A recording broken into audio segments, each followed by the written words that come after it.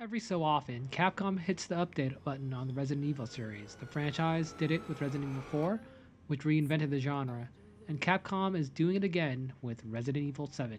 Hi, I'm Jason Cacho with the Barrier News Group, and here's my review on Capcom's latest. I'm here to tell you how the team at Capcom did. I'll tell you how the game is better with a change in new atmosphere, perspective, and scenario design. And as always, like Lucas Baker says, now that would be telling, Ethan.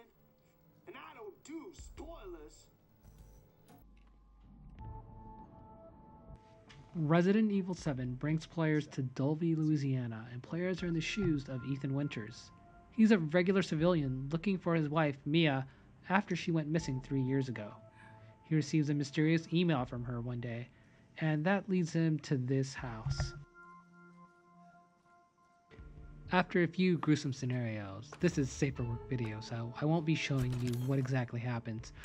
He's captured by the Baker family, the same folks who captured Mia. What the hell? It doesn't take long to know that these people are crazy. They also have some impressive talents.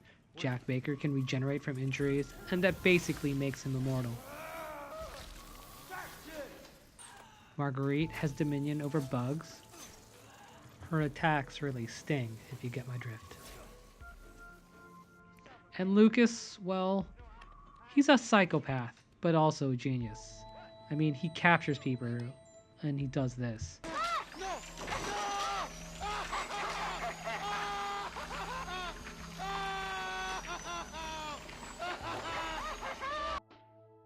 Players will have to escape these three, but that's easier said than done. At the start of Resident Evil 7, it feels unfamiliar.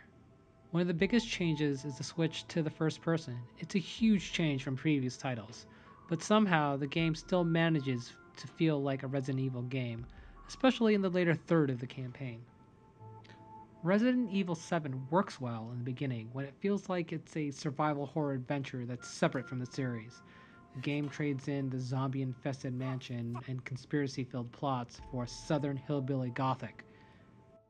The first part of the game feels like something out of Texas Chainsaw Massacre.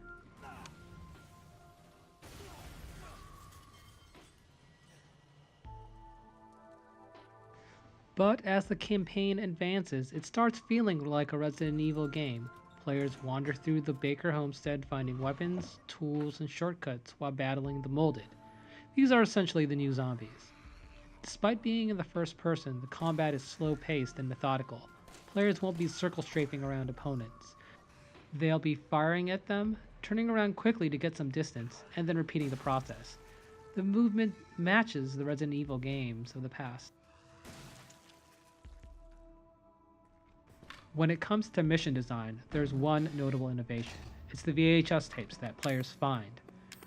These cassettes are inserted into what's called a VCR. For you millennials, that's what old people used to use to play videos in the 1980s. And the gamers watch footage, but because this is a video game, players go through the footage themselves. Often it gives players hints on secret passages or how to survive some ordeals. It's a way to preview upcoming parts of the game while also offering deeper insight into the story. It's a clever ludic device. My only gripe about Resident Evil 7 is that it's great at the start. The experience is novel. I've never played a survivor horror game like this before, and because of the freshness, the horror is more intense, it's more effective.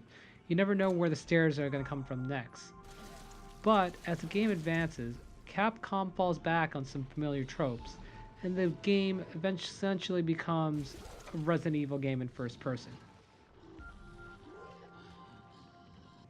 Despite that, this is a great start for the new chapter of Resident Evil. If Capcom can continue this direction, then the series will be just fine. And that's why I am giving Resident Evil 7 Biohazard 3.5 stars out of 4. And always, please subscribe to my channel if you want to see more videos like this. Once again, this is Jason Cacho with the Barrier News Group. Thanks.